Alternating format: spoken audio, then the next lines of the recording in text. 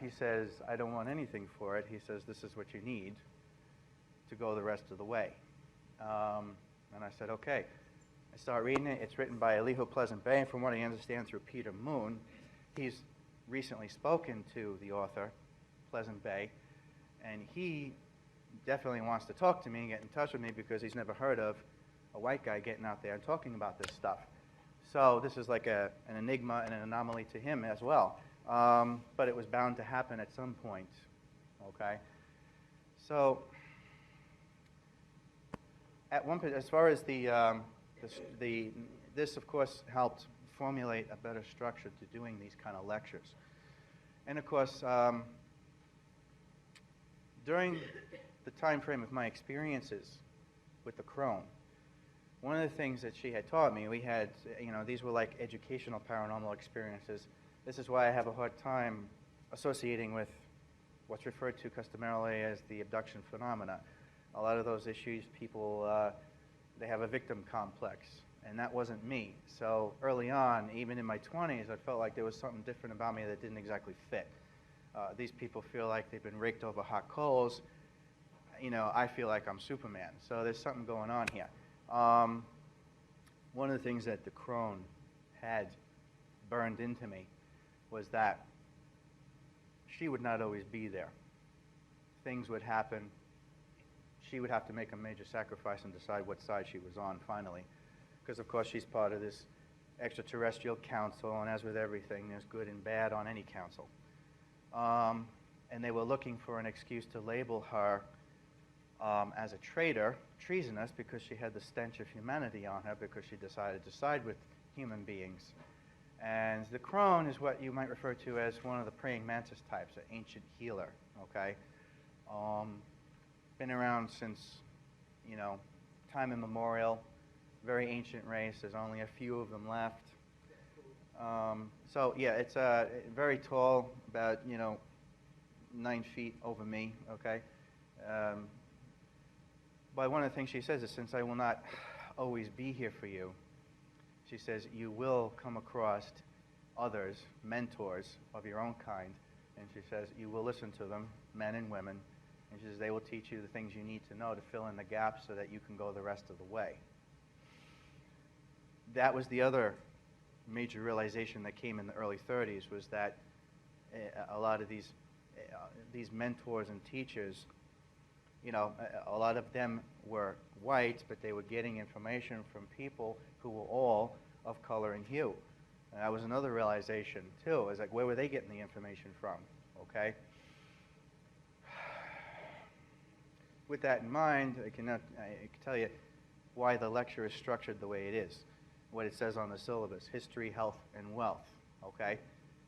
The reason I've labeled it, called it that, is because those are the three, that's the holy trinity of a true democracy, which of course we do not have, which is why I'm talking about it. And you can envision it as 3 major volumes on the shelf of a library: history, health, and wealth, okay? In which case you would need bookends to hold up those volumes, and in this case the bookends I'm referring to would be linguistics and economics, okay? I had one person ask me about the end of September of last year. I was up in Yonkers. Someone asked me, can you tell us about, what's the deal with the reptilian issue?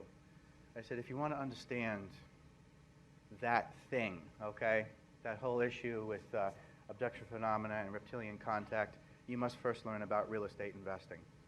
I said, there is nothing that you can learn in a vacuum. I said, the only way to truly understand what's going on with the abduction phenomena is to understand economics. And the only way to learn about economics is to learn about real estate investing, because that is the backbone of the economic structure on this planet, global real estate investing, okay? Investing in tradable commodities. There are 2 concepts I want you to keep in mind through everything I talk about: flesh and bone, the investment in humanity, versus wood and stone, the investment in the tradable commodities and the real estate that humanity lives on, okay? And this is the 2 feuding interests. Some others would say, benevolent factions versus malevolent factions. This, of course, leads to the title of the book, Legions of Light, Armies of Darkness, flesh and bone versus wood and stone, okay? So this is how, history, health, and wealth.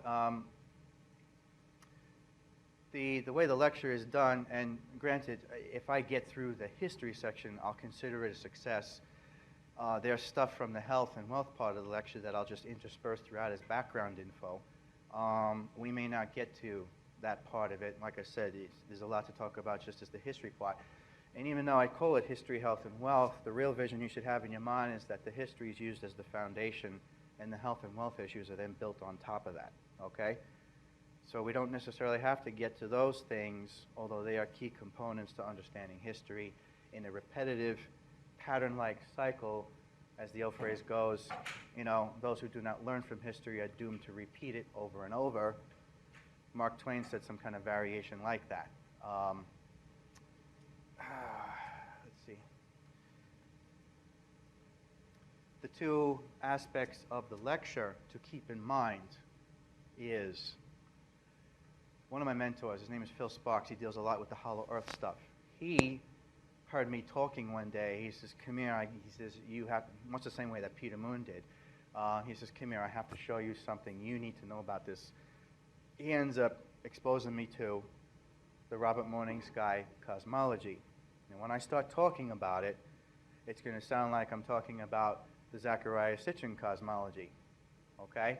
The big difference is Robert Morning Sky, who of course is a Native American from the Hopi tribe, Southwest America, his makes a hell of a lot more sense, and it's coming from a person of color and hue. And the reason his makes more sense is because it approaches the issue from the perspective of a C corporation, real estate investing, tradable commodities, and the structure of economics therein, okay? In other words, feudalism. Whereas, even though I love Zecharia Sitchin, problem is he comes at it from the perspective of a Judeo-Christian perspective. You can't approach the damn thing like that because it'll be skewed off in the wrong direction, okay? I have no respect for Christianity to begin with. It's useless. It's a white man's religion. It was never meant for people of color and hue. I feel bad for black Christians because they're in for a sad awakening, all right? In fact, get the hell out now because because when I'm done decimating Christianity, you're going to be running back to Egypt and Islam for solace, okay? Anyway, Robert Morning Sky cosmology and the Temple of Solomon history, Noble Drew Lee, all right? Before I dump it, let me just make sure. Okay, and as an extension of the lecture, in 2005, when I was down in New Jersey talking at the Earth Mysteries Conference for Pat Marcatilio, there was this little old lady sitting in the front row, and she was feverishly trying to keep up because I was rattling off stuff left and right. And at the end of the lecture, she walked up to me and politely asked me, she says, next time you do this, she says, could you put together something and hand it out? And of course, at that time, it gave me the idea, okay, I can't be everywhere at once, but I can hand out something that can go everywhere at once. And that's when the creation of the syllabus came into existence. The syllabus is not for shits and giggles, it's for you, okay?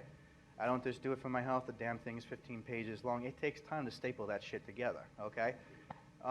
So that's for you guys. It's free. People look at me like I'm nuts. Why don't you charge money for it? I sell the book for 12 bucks. Who cares? So the syllabus is extremely important because it represents my footprints in the sand. Wherever I leave off, whatever we don't get to cover, and whenever I'm not there, you've got that to go with. So you can follow in my footsteps. It's me on paper, okay? So that you don't need me. After this, okay, you can go your own way, all right? So that's the point of it. And the syllabus is always evolving and growing over time. The syllabus is always available in its updated, newest format from the website, ufoteacher.com. There's a direct PDF link right on the main splash page. You can always go there and get it or recommend it to someone else. If you don't have a copy on hand, just say, oh, go there. Go to the website, download the PDF, print it out yourself. Voila.